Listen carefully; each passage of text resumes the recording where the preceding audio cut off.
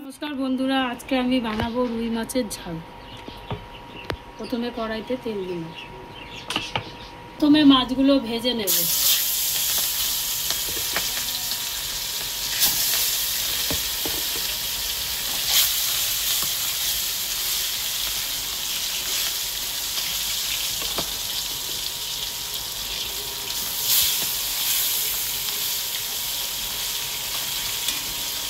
মাছগুলো লাল করে ভেজে নেব। মাছগুলো এবার ভাজা হয়ে গেছে, এগুলো তুলে নিলাম। বাকি এক এক করে সব মাছগুলো ভেজে নেব, ভেজে উঠিয়ে নেব। সব মাছগুলো ভাজা হয়ে গেছে, এবার উঠিয়ে নেব।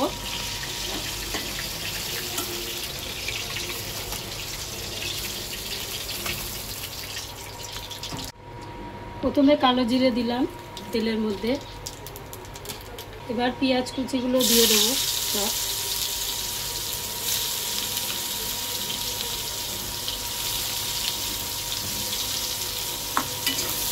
পেঁয়াজগুলো ভালো করে একটু লাল করে ভেজে নেব। পেঁয়াজগুলো লাল করে ভাজা হয়ে গেছে, এবার একে একে সব মশলাগুলো এর মধ্যে দিয়ে দেব। 1 চামচ নুন দিলাম, 1 চামচ হলুদ গুঁড়ো, 2 চামচ জিরের গুঁড়ো, আর একটু সামান্য পরিমাণ হলুদ দিয়ে দিলাম। পরে আদা রসুন কাঁচা লঙ্কা, এই মশলাটাও দিয়ে দিলাম।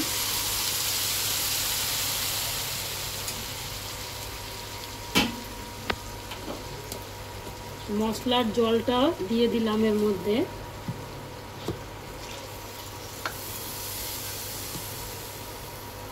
এবার একটু সামান্য পরিমাণ চিনি দিলাম।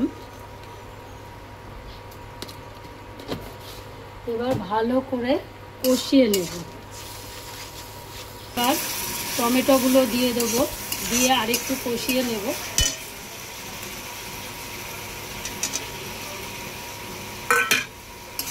টমেটোগুলো দিয়ে ভালো করে কষিয়ে, মশলা দিয়ে একটু তেলটা হোক, তেলটা বেরাক আর টমেটোগুলো একটু মজে যাক। তারপরে মশলাটা চাপা দিয়ে দেবো, ঢাকনাটা দিয়ে দেবো। এবার ঢাকনাটা তুলে দেখবো মশলা দিয়ে তেল ছেড়েছে, টমেটোগুলো একটু নরম হয়ে গেছে। জল দিয়ে কষাবো একটু, আর 2 মিনিট কষিয়ে নেব। তেল ছেড়ে দিয়েছে, কষানোটা হয়ে গেছে, এবার জল দিয়ে দেবো।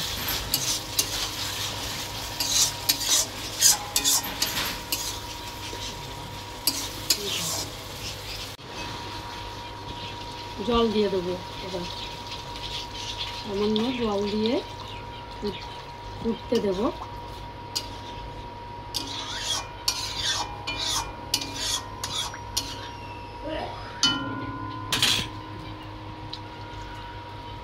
এবার ঢাকনাটা দিয়ে দেব। ঢাকনাটা তুলে দেখব ঝোলটা ফুটে গেছে। ঝোলটা ফুটে গেছে, এবার মাছগুলো দিয়ে দেবো।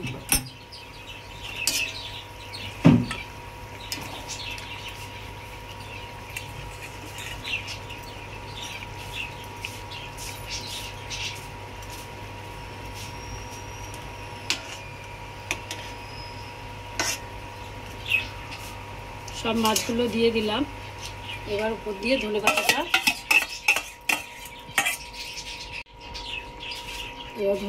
দিয়ে দিলাম।